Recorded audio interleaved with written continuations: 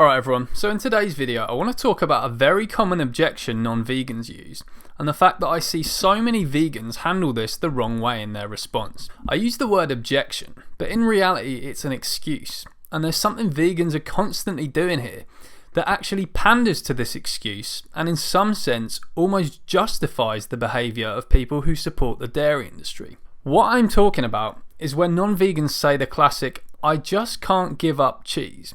And vegans respond with a little something like this. Why do I get hooked on this? Why do people love this stuff? Well, I'm going to argue it's three things. People like salty things, they like fatty things, and there's something called casomorphins in the cheese. Casomorphins are interesting. They are opiates. Have you heard of these? These are opiates. When I say opiates, I mean that they are in the same chemical class as heroin, or morphine, or Demerol, or any kind of narcotic painkiller. Now, firstly, this is not a swipe at Dr. Neil Barnard, who's one of my favourite plant-based doctors, for sure.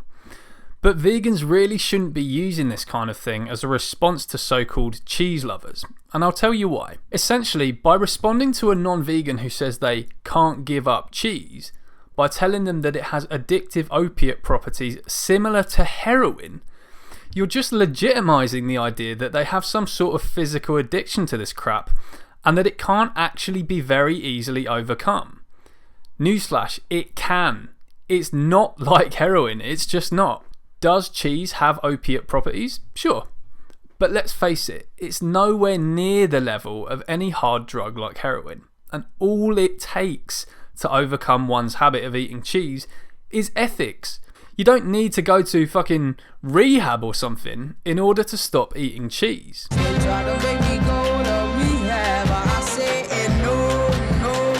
We're vegans. We all ate it. Every single day we ate that shit.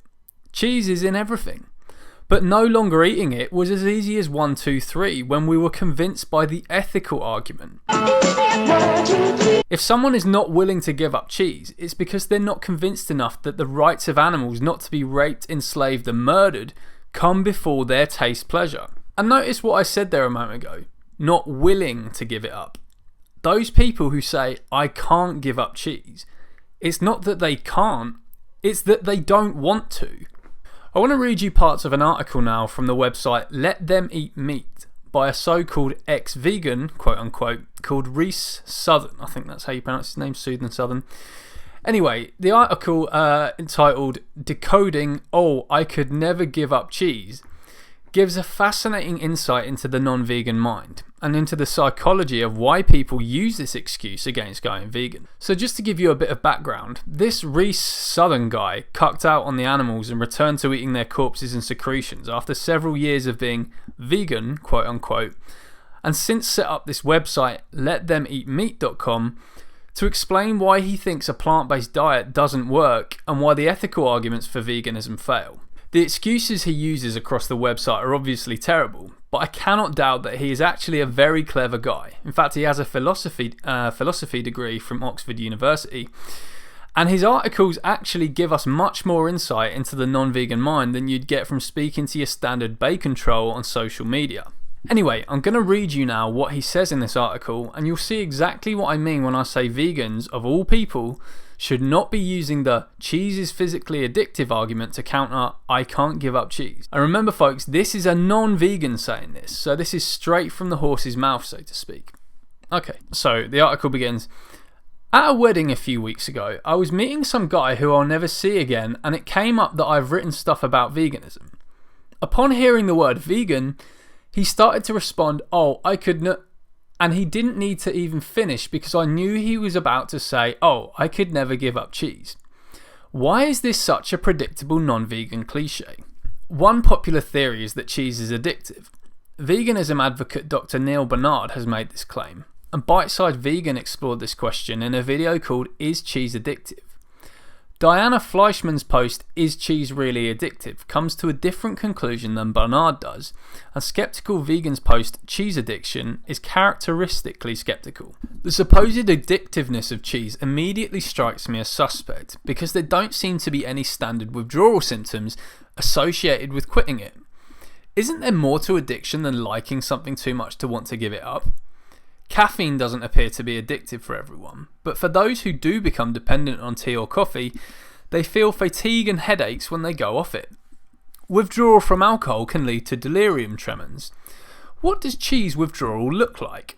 Well, since the supposed addictiveness of cheese has to do with it acting as an opiate, we might expect cheese withdrawal to look like opiate withdrawal, with symptoms like agitation, anxiety, muscle aches, increased tearing,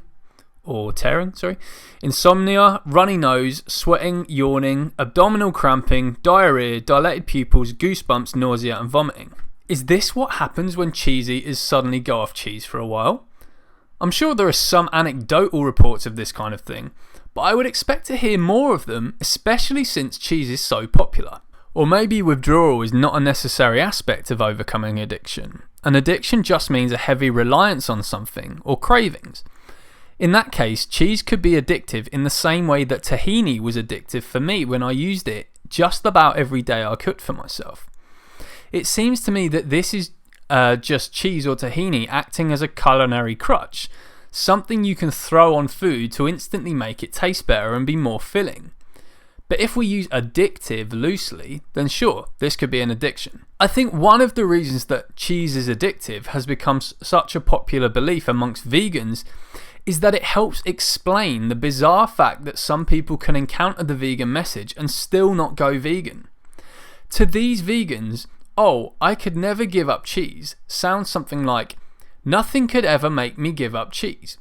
Because they're hearing it from their own perspective that sees veganism as really meaningful, or an ethical obligation, or as offering an obvious and huge benefit to animals. What could be more compelling than veganism? Quite possibly nothing. So if someone knows about veganism and sticks with cheese instead, they must be hooked senseless. "Oh, I could never give up cheese" shouldn't be taken literally, because most people who say it could give up cheese if they found out they were allergic, or their taste buds changed and they started to find it disgusting. They stopped being able to afford it, or they lived in a time or place where there was no access to dairy. What they're really saying is this: "Oh, I could never give up something that I really enjoy for an abstract ideal that I have no emotional or intellectual connection to," with cheese acting as the most obvious mascot for desirable foods that veganism demands we give up. In other words, it's not that the pull of cheese is overwhelmingly strong. It's that for these non-vegans, the pull of veganism is pitifully weak. Veganism seems less meaningful to them than cheese is delicious. It's difficult for many vegans to see it this way, because for them the pull of veganism is so strong. If they're vegan for ethical reasons, they might see veganism as an obligation of some sort, as a way to give their lives more meaning, or as an ethical obligation. Some vegans even think that veganism is not a sacrifice because they get so much out of it personally. That's why it can be hard for some vegans to understand people who hear about veganism and immediately intuit that they would not find veganism meaningful, and thus that it would mean giving up a lot for no tangible benefits that they could ever see. So in conclusion, let's stop pandering to this argument. As this ex-vegan quote-unquote Reece Southern says himself, it's not that people can't give up cheese, it's just that they don't want to, because they feel the arguments for veganism are just too weak. Let's step up our game when it comes to the outreach side of things and make our conversations with non-vegans more impactful. As an example, if I'm talking to a non-vegan who knows how the dairy industry works and that calves are taken away from their mothers, and they say something like, "See, I would go vegan, but I just miss cheese too much," I like to respond by saying, "You will never miss cheese like a mother misses her baby." If someone says, "I could never give up cheese," I think a strong way to respond to this is by saying, with veganism, you don't give anything up. You just stop taking what isn't yours. Thanks for listening, everyone. Please like and share this vid, hit the subscribe button, and if you want to see more video content from me than ever, support my work on Patreon via the link below and allow me to dedicate more time to this. Thank you all for your support.